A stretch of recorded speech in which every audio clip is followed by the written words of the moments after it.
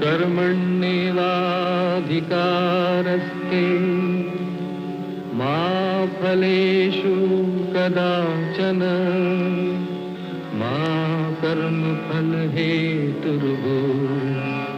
मा ते संगोऽस्त्वविकर्मणि।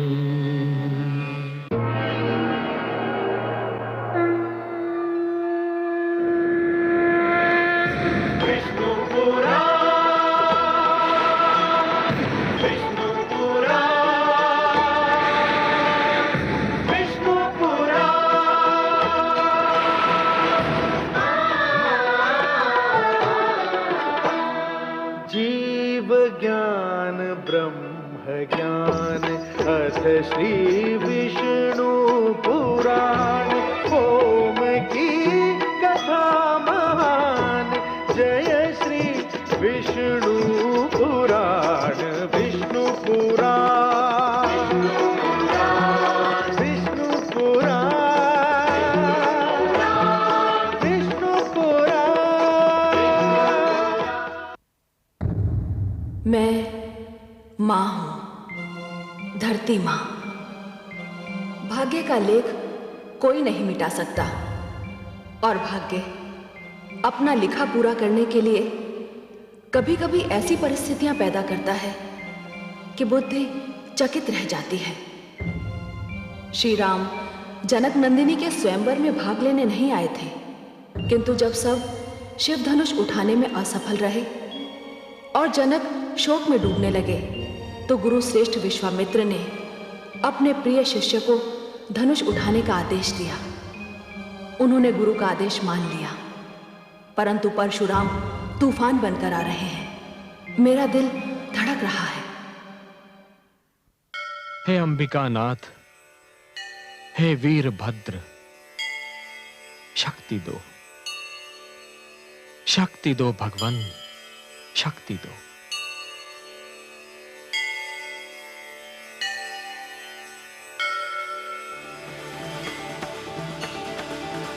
ओम नमः पार्वती पतये हर हर महादेव।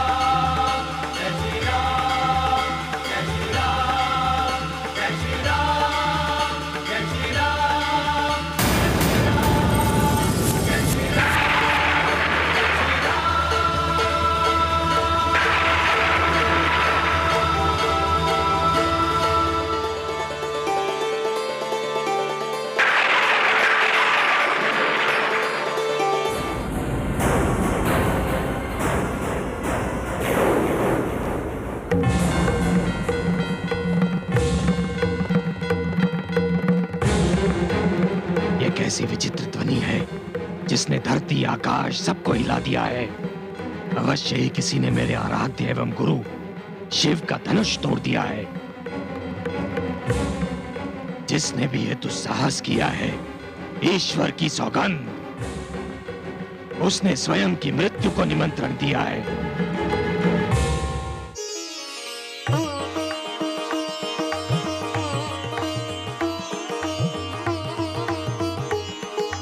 हे देवाधिदेव, आपको कोटि कोटि धन्यवाद। आपके इस दिव्य धनुष को उठाने का महान कार्य आपके आशीष के बिना असंभव था महादेव। मैं नतमस्तक हूं।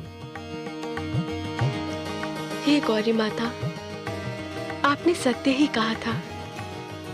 जिसका जिस पर सत्य स्नेह होता है उससे वो मिलता ही है।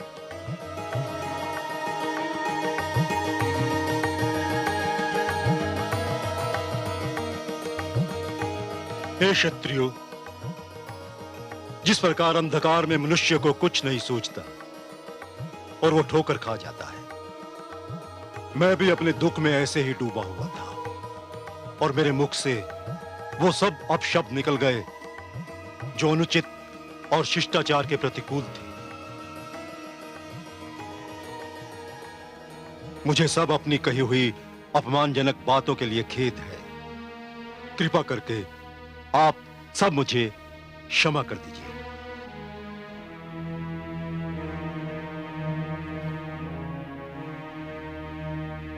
अब अपने पिता के वचन का पालन करो जनक नंदिनी। श्री राम ने स्वयंवर में स्वयं को तुम्हारे पति होने के योग्य सिद्ध कर दिया। जाओ, उनके गले में वरमाला पहनाओ। दीदी चलो।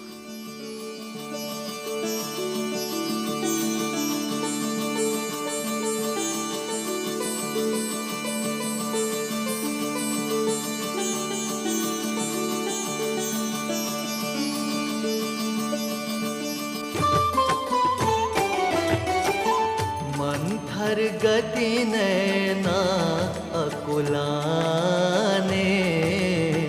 चली विजय माला पहिराने। लजवंती सिय रूप निराला, रघुवर कंठ डारी दई माला। रघुवर कंठ डारी दई माला। रूप निहारत मिथिला वासी, राम सिया जोड़ी सुख राशि।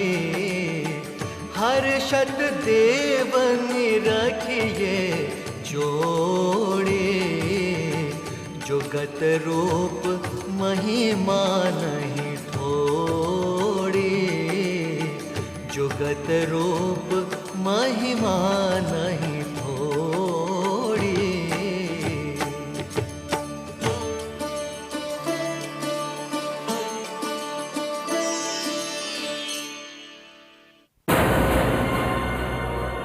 शंभो!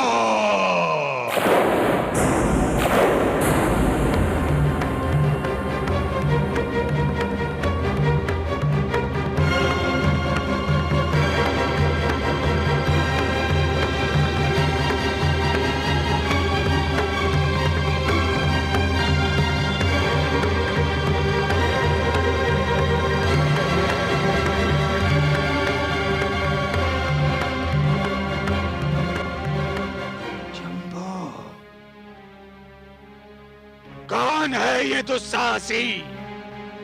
कौन है? महाराज जनक! ऋषिवर,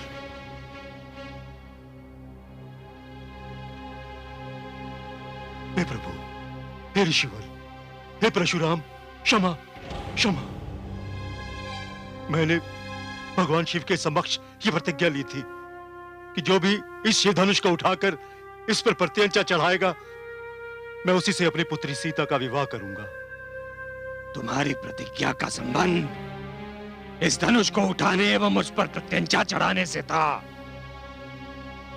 इसे तोड़ने से नहीं। जिसने भी यह अपराध किया है वो मेरे सामने आए।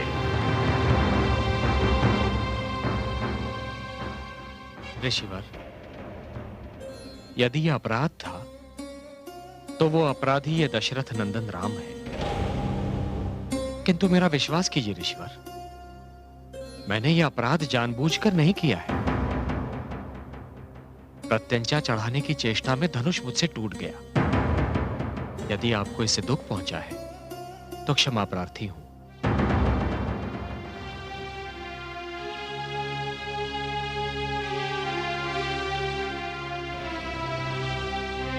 हे मुनिवर, जबकि ये कोई अपराध नहीं है, फिर भी मेरे भ्राता श्री की विनम्रता देखिए कि उन्होंने आपसे क्षमा मांग ली। बालक, ये बातें तेरी समझ में नहीं आएंगी। मैं इसे अक्षम्य मानता हूँ। तब तो इसे कोई शिव का दास ही तोड़ सकता है मुनिवर। लक्ष्मण, यदि कोई दास अपने स्वामी की अवहेलना करे तो उसे भी क्षमा नहीं किया जा सकता। शिव धनुष को तोड़ना एक ऐसा अपराध है जिसका न्याय केवल दंड है। क्षमा करें मुनिवर, क्षमा करें। हम भाइयों ने खेल खेल में न जाने कितने धनुष तोड़े, उसका तो आज तक किसी को बुरा नहीं लगा। इस धनुष में ऐसी क्या विशेषता है जो आप इतना क्रोधित हो रहे हैं? मिथिलेश के भंडार में न जाने कब से ये यूं ही पड़ा हुआ था। क्या हुआ जो प्रत्यंचा चढ़ाने से टूट गया? मेरे मुंह मत लग बालक, तू अपनी सीमा को लांघ रहा है।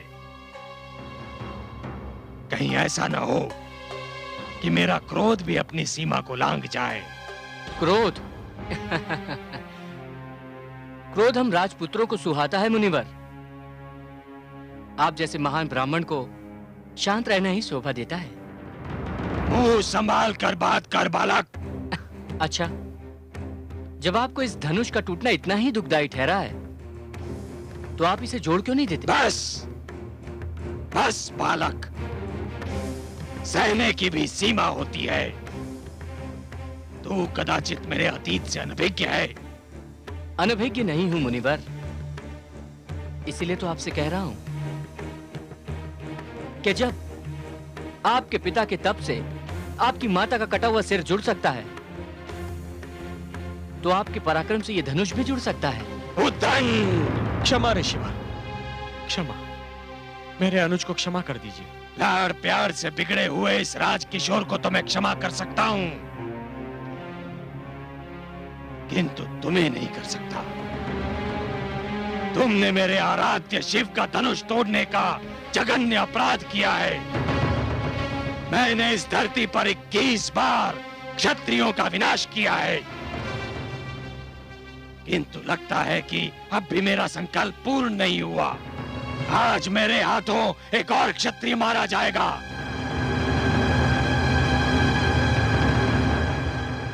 तो अपना प्रण पूरा कीजिए मुनिवर। मैं तो भाग्यशाली हूं कि मेरा शीश स्वयं परशुराम जैसे महापुरुष की परशु की छाया में आ गया। किंतु मेरी एक बात अवश्य ध्यान से सुनिए मुनिवर। जिस प्रकार वाटिका के एक विषैले पौधे को नष्ट करने के लिए समस्त वाटिका को उजाड़ देना अनुचित है, उसी प्रकार एक अपराधी को दंडित करने के लिए उसकी समस्त पीढ़ियों को दंडित करना अनुचित है। मुनिवर, आपने एक क्षत्रिय से क्रोधित होकर उसकी समस्त पीढ़ियों का वध कर दिया। आप तो क्षत्रियों के अहंकार को नष्ट करना चाहते थे मुनिवर, किंतु आप स्वयं अपने ही अहंकार के बंदी हो गए। अब एक शब्द भी अपने मुंह से मत निकालना।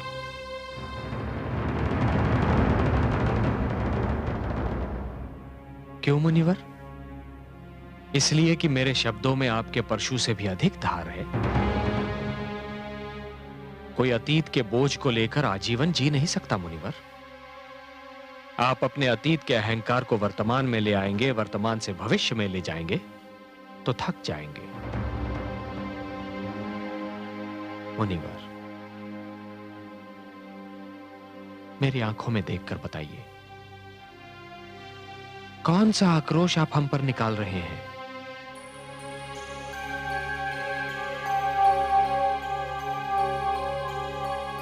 आदेश दीजिए मुनिवर। संभवतः तुम सत्य कह रहे हो रघुनंदन। मुझे अब शस्त्र की आवश्यकता नहीं है। ये लो, मेरे धनुष पर प्रत्यंचा चढ़ाओ। सोच लीजिए मुनिवर, कहीं ये भी टूट गया तो? अब ऐसा नहीं होगा राजकुमार। शिव धनुष के टूटने में एक संकेत था जिसे मैंने समझ लिया है। लो,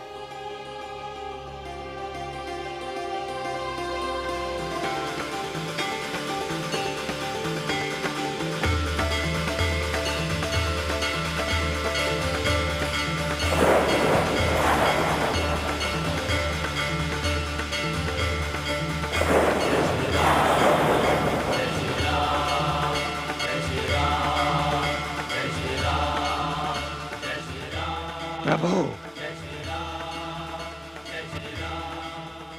प्रभु,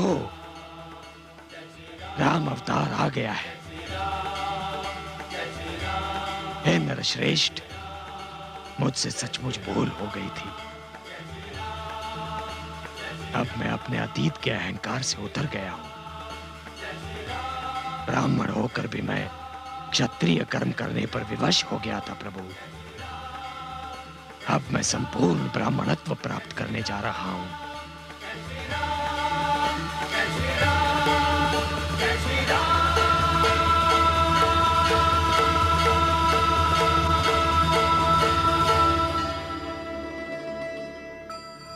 आओ पुत्री।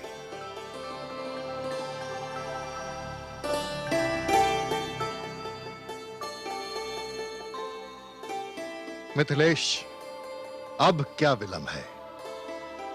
शुभ समाचार अयोध्या पहुंचा दें और महाराज दशरथ से कहें कि शीघ्र ही बारात लेकर जनकपुरी आ जाएं। लग्न पत्रिका लेकर मैं स्वयं अयोध्या जाऊंगा।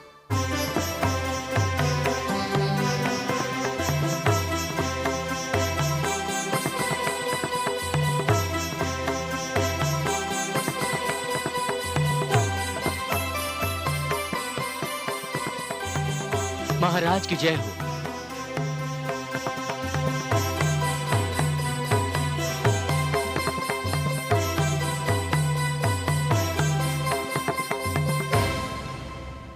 मिथिला राज्य के कुलगुरु ऋषि शतानंद महाराज से मिलना चाहते हैं। उन्हें सादर यहाँ लेकर आओ। उनका स्वागत हम स्वयं करेंगे। जी महाराज।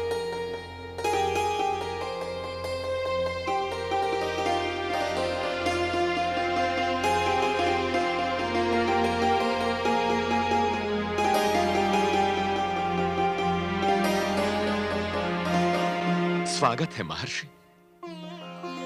यशस्वी भव। आपने यहाँ आकर इस सभा की शोभा बढ़ा दी। अयोध्या में जिस प्रकार ऋषिगण का सत्कार किया जाता है, वह समस्त संसार के लिए अनुकरण योग्य है। पधारिए महर्षि।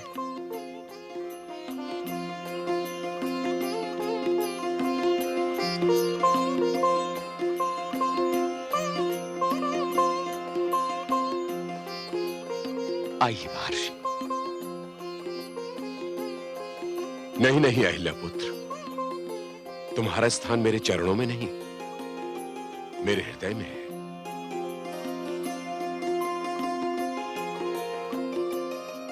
स्थान ग्रहण करें।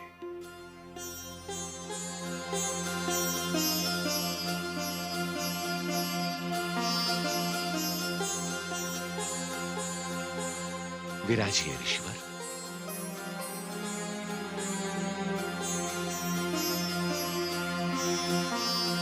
मैं आप सबके आश्चर्य को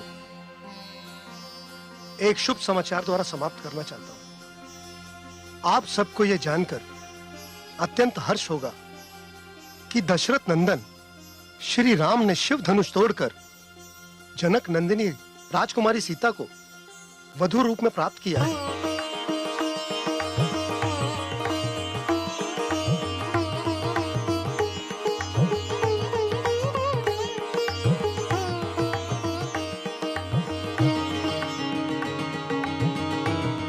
मिथिलेश का यह पत्र आपको स्वयं सब कुछ समझा देगा। आप पत्र लाए हैं तो मैं ये पत्र भी आपकी शुभवाणी में ही सुनना चाहूंगा।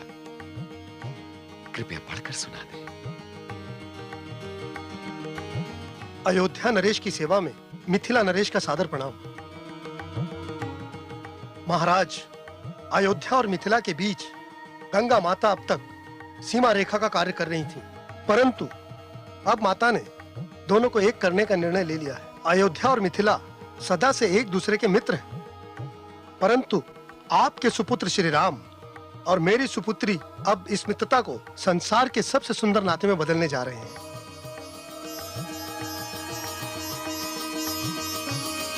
मेरी प्रार्थना है कि आप सपरिवार मिथिला पधारें और अपने कर कमलों से इस अटूट नाते के भव्य भवन की नींव रखें। मैं और मेरा परिवार राह में नयन बिछाए आप सबकी राह देख रहा है।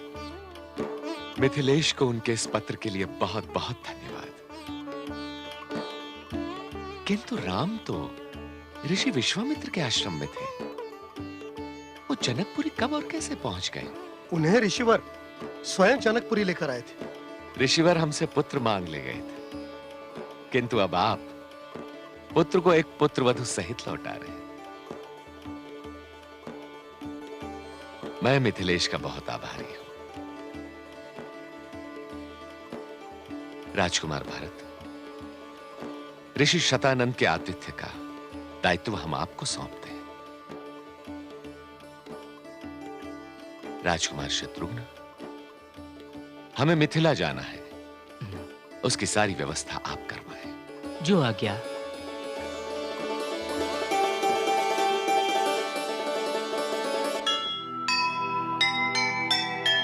सिया राम के मेल से बने सभी के काज, जनकपुरी से आ गई सुखद सूचना। झूम रहा है हर्ष से दशरथ का संसार, सारी नगरी हो रही स्वागत को तैयार, स्वागत को तैयार। जीव ज्ञान ब्रह्म ज्ञान अथ श्री विष्णु पुराण।